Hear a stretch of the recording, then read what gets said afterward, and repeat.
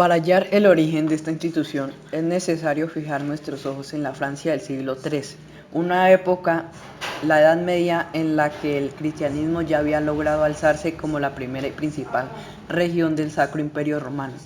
Fue en ese momento cuando nacieron multitud de grupos porque, aunque enarbolaban la bandera de esta creencia, entendían que no había que honrar a Dios como afirmaba la Iglesia oficial. Entre ellos destacaban los valdenses y los cátaros, quienes se atrevían además a criticar a los líderes espirituales del movimiento por vivir de una forma como demasiado ostentosa. Aquello no gustó demasiado al Papa Lucio III, quien tras reunirse en el concilio con otros tantos líderes religiosos, cargó de bruces contra ello mediante una normativa divulgada en 1184. El Papa promulgó la célebre Ad Abolendam contra los cátaros, los patarinos y los josefinos, los arnaldistas y todos los que dan la predicación libre y creen y enseñan contrariamente a la Iglesia Católica sobre la Eucaristía, el bautizo, la remisión de los pecados y el matrimonio.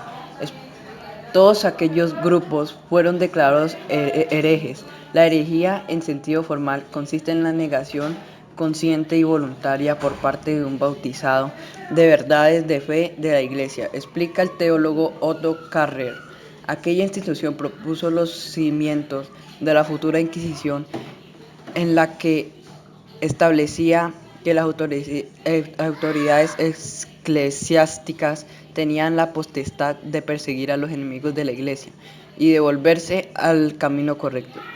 Todo arzobispo u obispo debían inspeccionar detenidamente, una o dos veces al año, la parroquia sospechosa y lograr que los habitantes señalasen bajo juramento a los heréticos. Esto era invitado a purgarse de la sospechosa herejía por medio de un juramento y mostrarse en adelante de buenos católicos.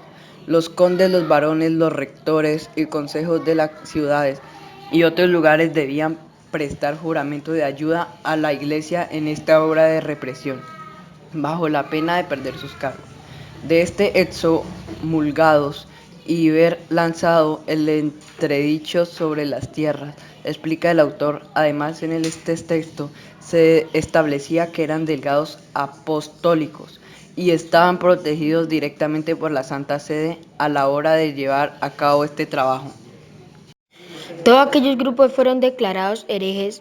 La herejía en sentido formal consiste en la negación consciente y voluntaria por parte de un bautizado de verdades de fe de la Iglesia, explica el teólogo Otto Carrer. Aquella constitución puso los cimientos de la futura Inquisición, pues establecía que las autoridades eclesiásticas tenían la potestad de perseguir a los enemigos de la Iglesia y de volverles al camino correcto.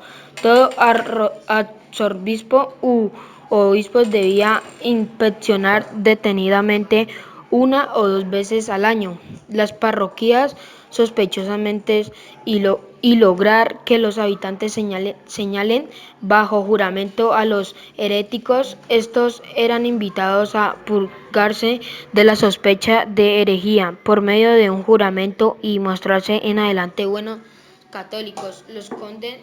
Los condes, barones, rectos, consejos de las ciudades y otros lugares debían prestarse juramento de ayudar a la Iglesia en estas obras de represión, bajo la pena de perder sus cargos, de ser excomulgados y de ver lanzado el entredicho sobre sus tierras, explica el autor. Además, en el texto se esplebecía que eran delegados apostólicos y estaban protegidos directamente por la Santa Sede a la hora de llevar a cabo ese trabajo. En las décadas posteriores, este sistema no fue sugerido de forma específica ni continua. Hubo que esperar hasta el año 1229 para que, mediante una ordenanza real, se estableciera que las autoridades civiles y eclesiásticas tenían la obligación de recuperar aquellas tareas y buscar y castigar a los herejes. No obstante, apenas 2 años después, el Papa Gregorio IV dictaminó mediante la normativa que la Iglesia sería la única con este poder. además de determinar por primera vez el procedimiento concreto que se aplicaría contra los infieles y las penas por las que pasarían si eran encontrados culpables. Al mismo tiempo, el senador de Roma, Anibaldo, publicó un estatuto contra los heréticos, donde empleó por primera vez la palabra inquisidor con su significación técnica de inquisidor y en el sentido general de investigador. Añade el experto, acababa de nacer la Inquisición, y lo hacía teniendo la potestad de arrebatar sus bienes a aquellos que fueran considerados herejes, e incluso desterrar a sus familiares. No obstante, esta fue la Inquisición pontífica, la más aciaga durante la Edad Media y diferente a la española. Nacida en el siglo XV de la mano de los reyes católicos. En la Santa Inquisición hubieron muchas torturas, unas cada vez peores que otras. Por ejemplo, podía ser el potro. Aquí la víctima era atada de los pies y de las manos a los dos extremos de la máquina. Era estirada lentamente hasta llegar que todos sus músculos se deslocaban. Aunque solamente se habían utilizado en hombres, hay un caso en específico, una poeta protestante que fue torturada y luego quemada por sus creencias contrarias a la Iglesia Católica. Otra podía ser la tortura de agua. Aquí la víctima era obligada a tomar grandes cantidades de agua, por lo mínimo 10 litros de agua, haciendo que el estómago de la víctima explotara por las inmensas cantidades de agua y después muriese. Después sería la cuna de Junas. El torturado era lanzado por un sistema de poleas y después dejarlo caer bruscamente, haciendo que su ano, escroto o vagina fuese impactado por la pequeña pirámide y puntiaguda, haciendo sufrir un impresionante dolor. Otro podría ser la sierra. Aquí ese instrumento no es necesario mucha explicación. Aquí la víctima se ponía de esa hasta cerca del ombligo. La abolición de la Inquisición española se produjo en 4 tiempos en diciembre de 1808. La Inquisición española fue suprimida por Napoleón Bonaparte mediante los decretos de Chamartín que se aplicaron en la España, mientras que en España la abolición se produjo varios años después por la Cortes de Cádiz el 28 de febrero de 1813.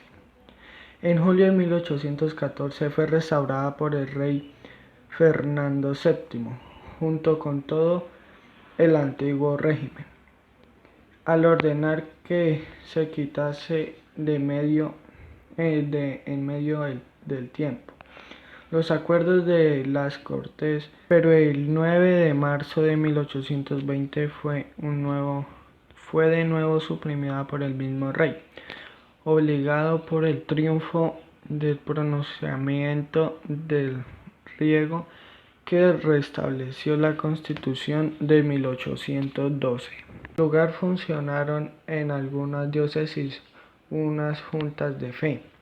En julio de 1834, al inicio de la regencia de María Cristina de Borbón, el gobierno liberal moderado de Francisco Martínez de la Rosa aprobó un decreto cuya disposición primera decía: se declara suprimido definitivamente el Tribunal de la Inquisición. Fue la cuarta y última abolición de la Inquisición en España.